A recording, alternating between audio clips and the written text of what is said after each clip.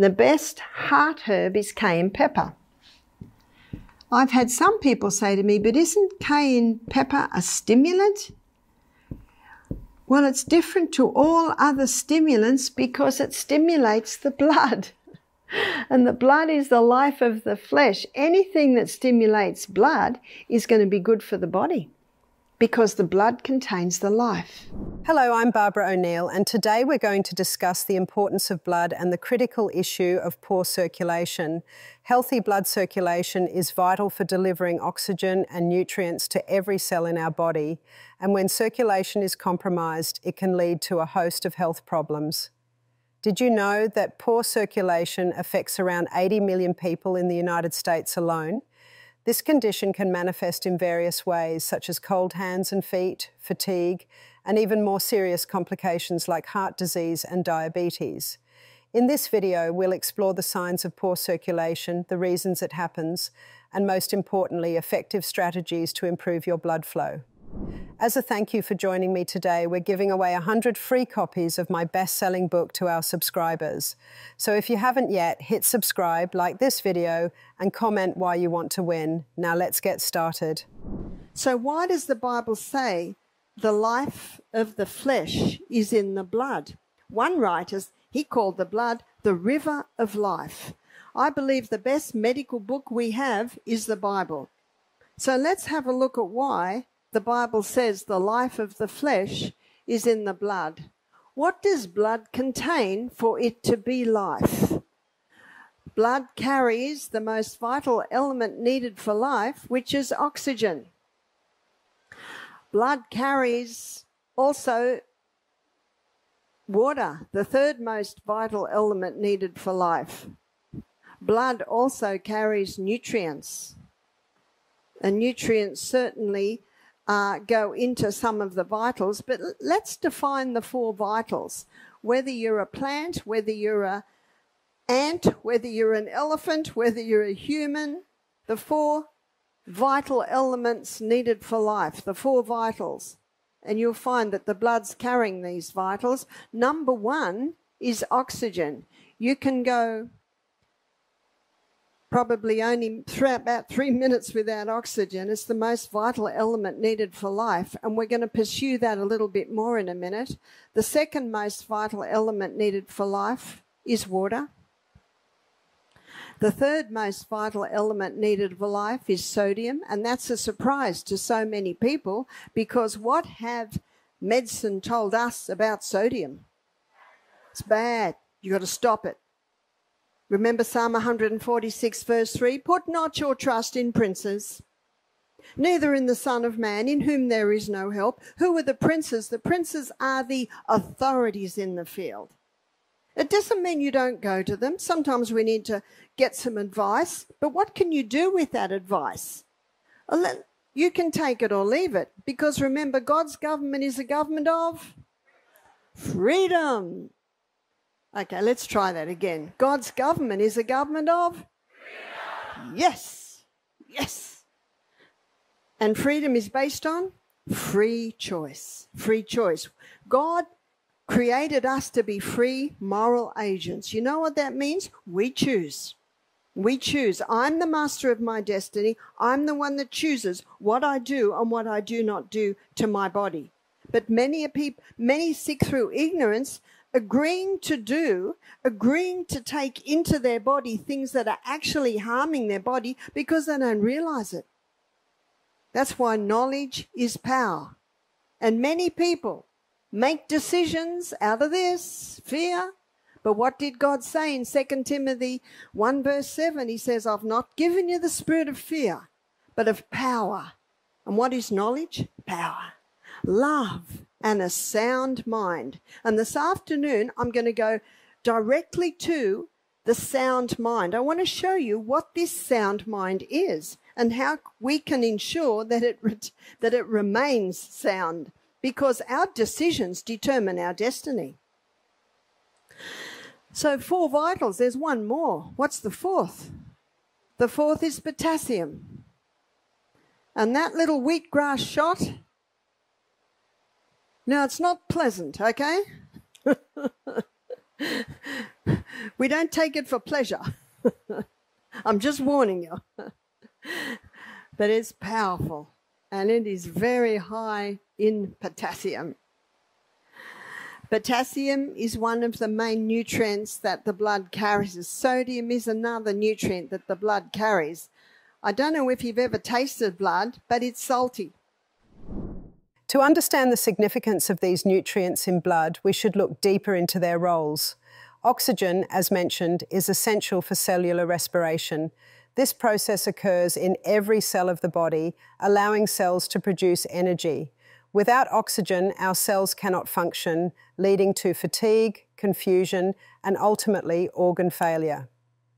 Water, another vital component, is critical for maintaining hydration and regulating body temperature. It helps transport nutrients and waste products, ensuring that our cells remain healthy.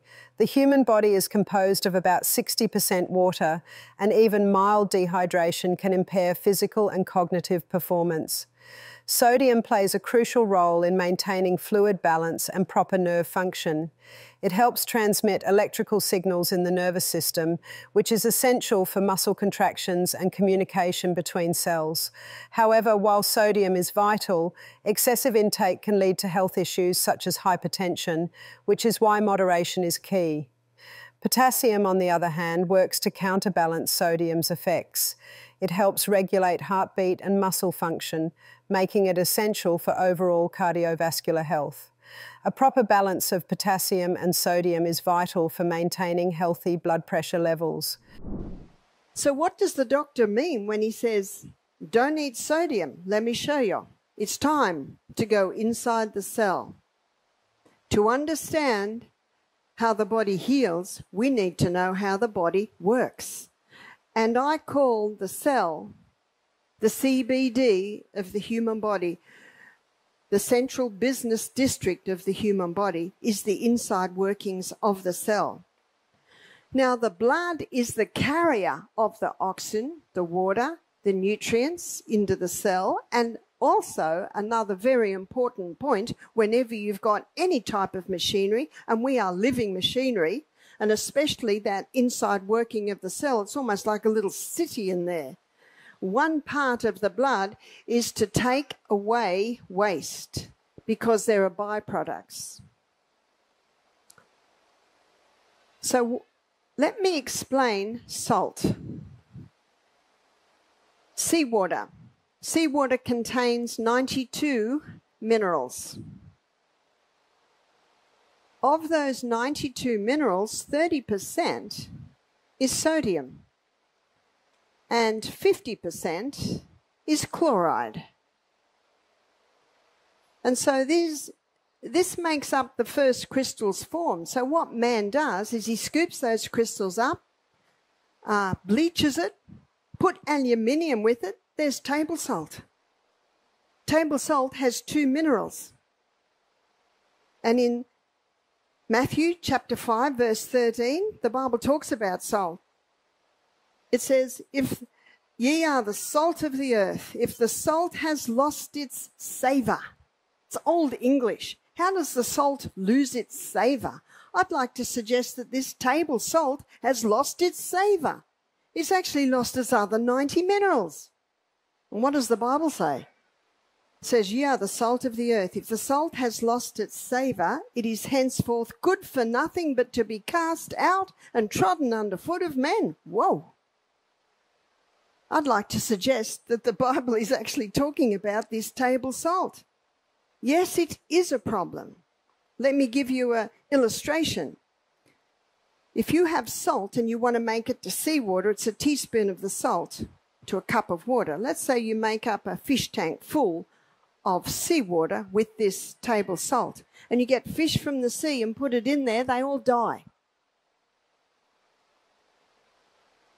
Many people are taking this salt, and because it's such a harsh salt, it kills the taste buds. Have you noticed that you might have someone for lunch who's used to having this table salt, and before they taste the food, they put it over everything? Well, no wonder. These 2 minerals are so harsh, they're killing the taste buds. The problem with table salt goes beyond just taste. When we consume this refined product, we're not just missing out on flavour, we're also depriving our bodies of essential minerals that play crucial roles in various bodily functions. Natural salts, like those found in seawater, provide a balance of minerals, which can help regulate hydration, support nerve function, and maintain proper muscle contractions. In contrast, table salt often leads to imbalances in the body. The excessive sodium intake associated with processed foods can contribute to high blood pressure and increase the risk of heart disease. Our bodies require sodium, but it's important to consume it in moderation and in conjunction with other minerals. The balance is key. When we use refined salt, we inadvertently tip the scales in favour of sodium while ignoring the other vital minerals. Moreover, the body needs a variety of nutrients to function optimally. Micronutrients like magnesium, potassium and calcium work together with sodium to maintain fluid balance and support cellular functions. The lack of these minerals can lead to health issues such as muscle cramps, fatigue, and even irregular heart rhythms. By replacing table salt with more natural alternatives like sea salt or Himalayan pink salt, we can restore some of those missing minerals. These alternatives not only enhance the flavour of our meals, but also provide additional health benefits. Incorporating a diverse range of whole foods into our diet, fruits, vegetables, nuts and seeds can further support our mineral intake and promote overall health.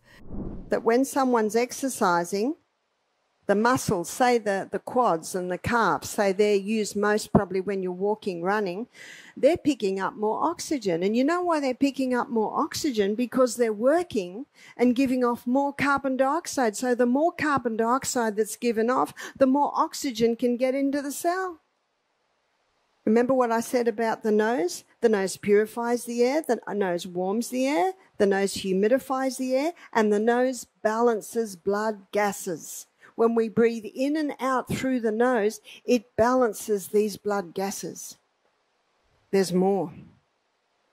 Incredible body. What did Psalm 139 verse 14 say? I will praise you. I'm fearfully, wonderfully made. Marvellous are thy works, that my soul knoweth right well. I'm about to tell you more because it even gets better. And you will discover that everything we need, we already have. Carbon dioxide is a bronchodilator. What's a bronchodilator? A bronchodilator opens the bronchioles. Yesterday I gave the story of my sister Yvonne, my baby sister, who had asthma all her life until she discovered the Buteyko method of breathing. And the Buteyko method of breathing was put together by a Russian professor. He's passed now. But the Buteyko method of breathing, you can Google Buteyko.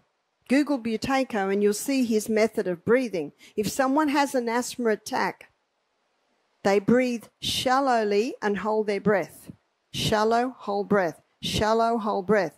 Now, that's difficult to do when someone's having an asthma attack, but what it does is it raises carbon dioxide levels in the blood, which relaxes smooth muscle and opens the bronchioles. And that's the problem when someone is having an asthma attack, is the bronchioles are constricted. And the drug they give, called Dilantin, reduces lung capacity. And yet God says there's no need to take Ventolin.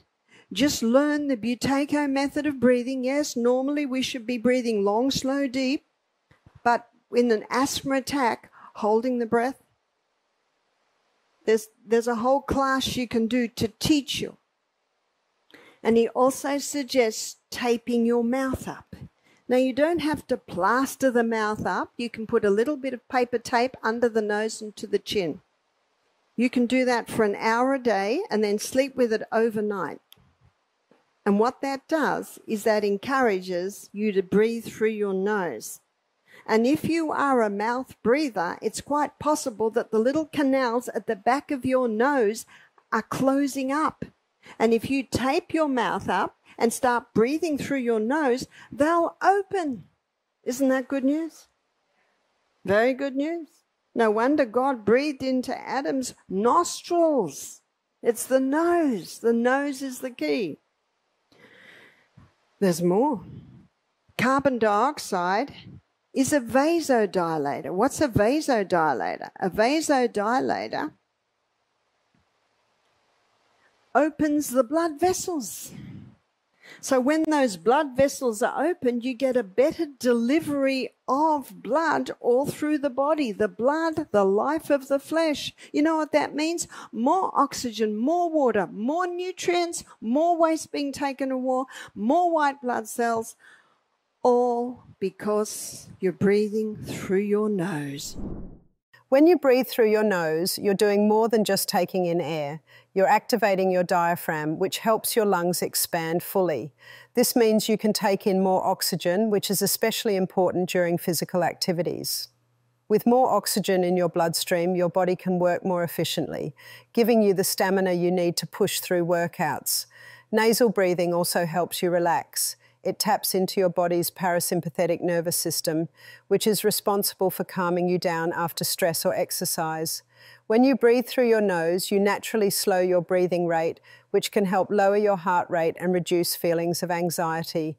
This makes it easier for your body to recover after a tough workout and keeps your mind clear and focused.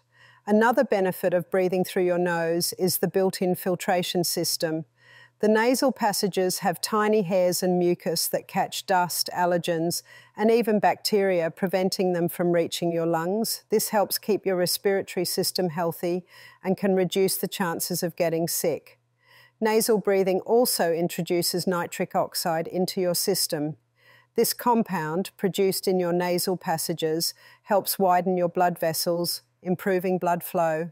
Better circulation means that your muscles get more oxygen and nutrients, which can enhance your endurance and performance. So let me show you what happens in there when you're doing the high intensity.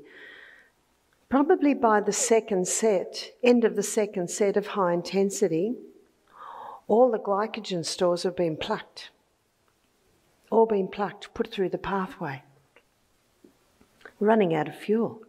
And so the brain says to the pituitary gland, release the human growth hormone. The human growth hormone is very active when we're growing. Probably doesn't surprise you to know that I stopped growing when I was 16. My son William, he grew 2 inches from 21 to 23. Boys can still be growing a lot later. The human growth hormone goes into retirement when we stop growing. But we've got a bit of a crisis here. The person's running, they're exercising, and all the glycogen stores have been exhausted. And so the human growth hormone is activated, and it causes a release of hormone-sensitive lipase. When we looked at fats, we looked at the fact that lipase is the enzyme that breaks down fat. So hormone-sensitive lipase is released with the aim to release the basement stores, to release the fat cells. So when we run out of glycogen and we need more fuel, the pituitary gland releases human growth hormone, and it activates hormone-sensitive lipase that starts releasing fat stores to give the glucose we need to run up the hill. The human growth hormone causes the body to become a fat burner.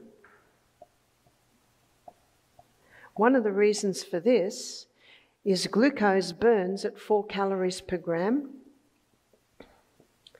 whereas fat, it burns at 9 calories per gram.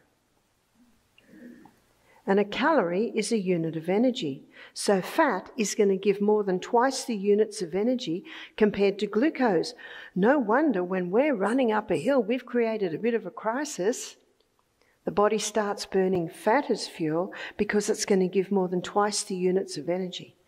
The human growth hormone also increases the body's ability to utilise protein.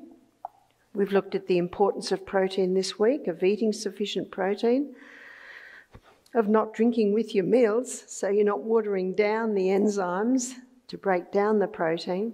Here's another aspect. When you implement the high-intensity interval training, You cause a release of the human growth hormone that increases the body's ability to utilise protein. The human growth hormone also increases the circulation of the blood to the cell. This slows down ageing. Increasing the circulation of the blood to the cell also increases circulation to every part of the body. And one of the ways this human growth hormone helps the heart is that when the circulation of the blood is increased to the extremities, it takes pressure off the heart. That's why exercise is so important, not only to keep healthy, but to conquer disease, especially heart disease. In fact, Dr. Doug McGuffey says, when you start implementing this, we're not going to be able to hold you down. You will receive more energy than you expend on your morning walk. Because, well, your morning high-intensity interval training, because of the amount of oxygen that increases inside your body. And remember, when you've got enough oxygen going into your body, every cell's going to be able to give you that much energy. The human growth hormone, once it's activated, it remains active for 24 hours. The movie stars pay $1,000 a week for that, so we're offering for you at cut price today. 15 minutes of high-intensity interval training a day will cause a release of that human growth hormone. High-intensity interval training offers a range of benefits that go beyond just boosting human growth hormone levels. One major advantage is the increase in your metabolic rate. After a HET workout, your body continues to burn calories at a higher rate, a phenomenon known as the afterburn effect or excess post-exercise oxygen consumption. This means you're not only burning calories while you're exercising, but for hours afterward, which can really help with weight loss and maintaining a healthy body composition. HIIT also improves your cardiovascular fitness. The short bursts of intense activity challenge your heart and lungs, making them work harder. Over time, this leads to a stronger heart, better circulation, and improved endurance. For anyone looking to boost athletic performance or simply stay active as they age, this is a big plus. Another important benefit is that HIIT can enhance insulin sensitivity. When your body becomes more sensitive to insulin, it can utilize glucose more effectively. This is crucial for energy production and helps prevent issues like type 2 diabetes, especially for those who may be at risk for metabolic disorders. Cayenne pepper does 3 things. Cayenne pepper thins the blood. It's a powerful blood thinner. We've had some guests come to us who are on aspirin to thin the blood. The research now is showing that aspirin causes brain bleeds, causes stomach bleeds, and it causes eye bleeds. Cayenne pepper does not cause any bleeds. In fact, if cayenne pepper is going through your arteries and your veins and it finds any bleeding, it'll seal the bleeding blood vessel. How come it can thin the blood and yet seal bleeding blood vessels? Well, God said that he gave herbs for the service of man. So the cayenne pepper comes in and says, where would you like me? I'll thin this blood. Oops, I'll seal off that bleeding blood vessel. It's a powerful herb. The book Back to Eden by Jethro Kloss, he devotes half a page to every herb and he devotes 10 pages to cayenne pepper. It's a powerful herb. Cayenne pepper not only thins the blood, it strengthens the arterial walls. So anyone who has had damage from all the things that we talked about that cause the damage, they can be repaired. And cayenne pepper helps to repair that. The third thing that the cayenne pepper does is it opens the capillaries. So you get a more powerful, effective flow of blood through the whole body. That's what cayenne pepper does. How do you take it? You can begin with 1/4 teaspoon in a little water 3 times daily. If you take it with your meals, it'll certainly help your digestion by boosting even more digestive enzymes. 3 times daily. In the book Back to Eden by Jethro Kloss, there's a couple of testimonies from doctors who have used cayenne pepper. One doctor said it's impossible to abuse it, and the other doctor said it will never cause a lesion. It might feel like it's burning. I like to call it a tickle, but it certainly settles down very quickly.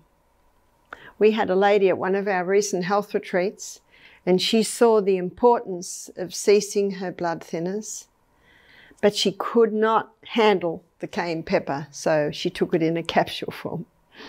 I think it's a pity to take it in a capsule form, because when you take it by mouth, every part of the body that it touches is benefiting.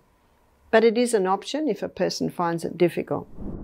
Cayenne pepper is known for its ability to improve blood circulation, mainly thanks to a compound called capsaicin. When you consume cayenne pepper, capsaicin helps to relax and widen blood vessels, a process called vasodilation. This can enhance blood flow and lower blood pressure, allowing your body to circulate blood more efficiently. When you eat cayenne pepper, you might also notice an increase in your heart rate. A faster heart rate can help push more blood through your arteries and veins, which is especially helpful during exercise. Additionally, cayenne pepper has natural blood-thinning properties that can reduce the risk of blood clots. Thinner blood flows more easily, improving overall circulation. Cayenne pepper can also give your metabolism a boost, which promotes calorie burning. A higher metabolic rate means your body works harder to deliver oxygen and nutrients to your tissues, contributing to better circulation. Thank you for joining me today. I hope you found this information on the importance of blood and circulation helpful. Remember, improving your circulation can have a significant impact on your overall health and well-being. If you enjoyed this video, please like, subscribe, and share it with anyone who might benefit from it. And as always, take care of yourself and stay healthy.